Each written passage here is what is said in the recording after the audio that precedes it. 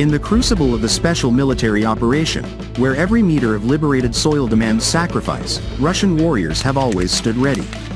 But the battlefield has evolved. FPV drones, artillery, and minefields turn open ground into a kill zone. Human waves once bore the brunt. Today, something different leads the charge: cold steel, unblinking optics, and relentless machine gun fire. Russian ground robotic systems, armed with heavy machine guns, are stepping into the line of fire so our soldiers don't have to.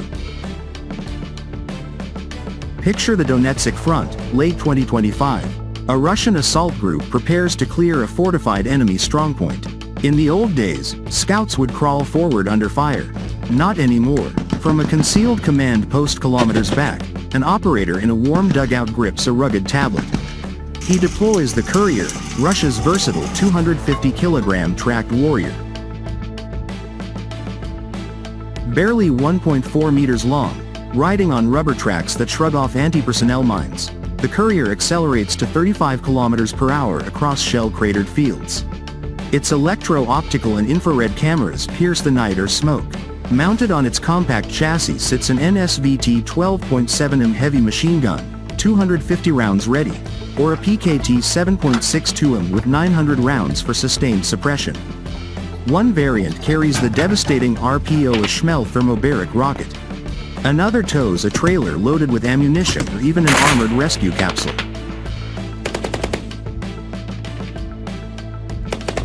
The operator watches the feed. Enemy movement detected at 300 meters. A burst from the 12.7mm tears through the tree line. The robot doesn't flinch. It keeps advancing, laying down precise, suppressive fire while the infantry follows 50 meters behind in perfect safety. No more, first man through the breach, lottery. The Courier becomes the breach. This isn't science fiction. By October 2024, the first 50 Courier systems reached the Special Operations Zone. Field tests in Avdiivka proved their worth under real fire. Production tripled. By early 2026, Russia fields around 1,500 unmanned ground vehicles across various types, many Couriers now standard in assault and logistics companies. Operators train in days, not months. Control options include secure radio out to 10 kilometers, fiber optic cable for total jamming immunity, and even Starlink integration tested successfully in major exercises and now on the front. The results speak louder than any propaganda. Russian soldiers who once risked their lives hauling ammunition across drone-infested fields now watch Couriers do the job. One robot pulls a trailer with 200 kilograms of 152mm shells straight to a forward battery. Another, fitted with a bulldozer blade, clears rubble to open a path for armor. When a comrade falls wounded, the Courier's armored capsule rolls in, loads him under fire, and extracts him, all while the operator stays safe.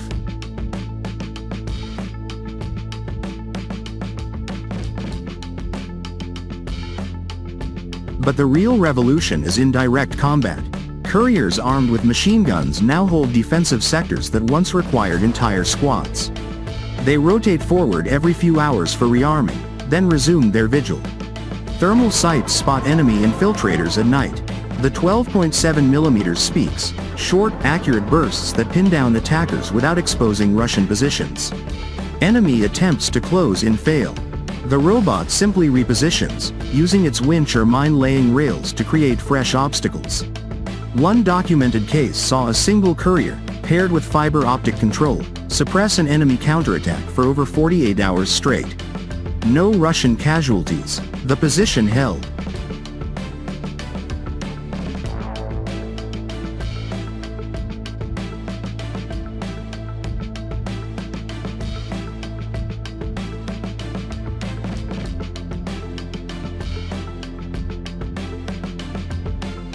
Compare that to the human cost we once paid. Every assault group lost brothers to the first minutes of contact. Today those same groups advance behind robotic fire support. Casualties drop dramatically. Manpower is preserved for the decisive push. This is exactly why the Russian defense industry, working under sanctions, driven by the ingenuity of military engineers, volunteers from the Popular Front, and frontline feedback, scaled these systems so rapidly. No foreign dependency. Pure Russian steel and Russian brains.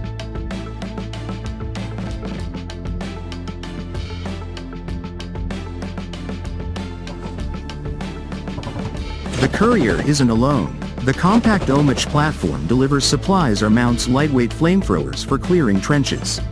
Larger systems integrate anti-tank guided missiles or automatic grenade launchers. All share one philosophy. Put the machine where the danger is highest. Let the operator, hundreds of kilometers from the blast radius if needed, make the life or death decisions. This technology doesn't replace heroism. It multiplies it. Russian soldiers still storm the final bunkers, plant the flag, and secure the ground. But they do so having already shattered the enemy's will with robotic precision. The Courier takes the bullets so the soldier can deliver the victory.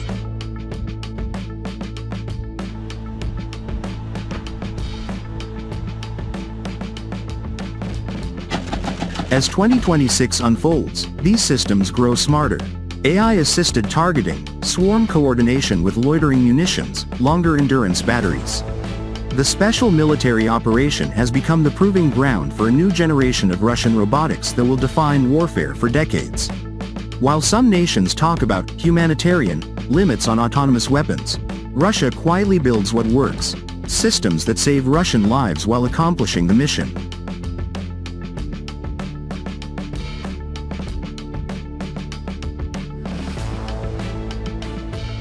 On the front lines today, the first wave isn't flesh and blood. It's tracks, armor, and the unmistakable roar of a Russian machine gun firing from a platform that never retreats, never tires, never bleeds. The robots have arrived, and with them, the tide turns, not through brute numbers, but through Russian engineering genius protecting the sons of the motherland. Victory will be ours, step by robotic step.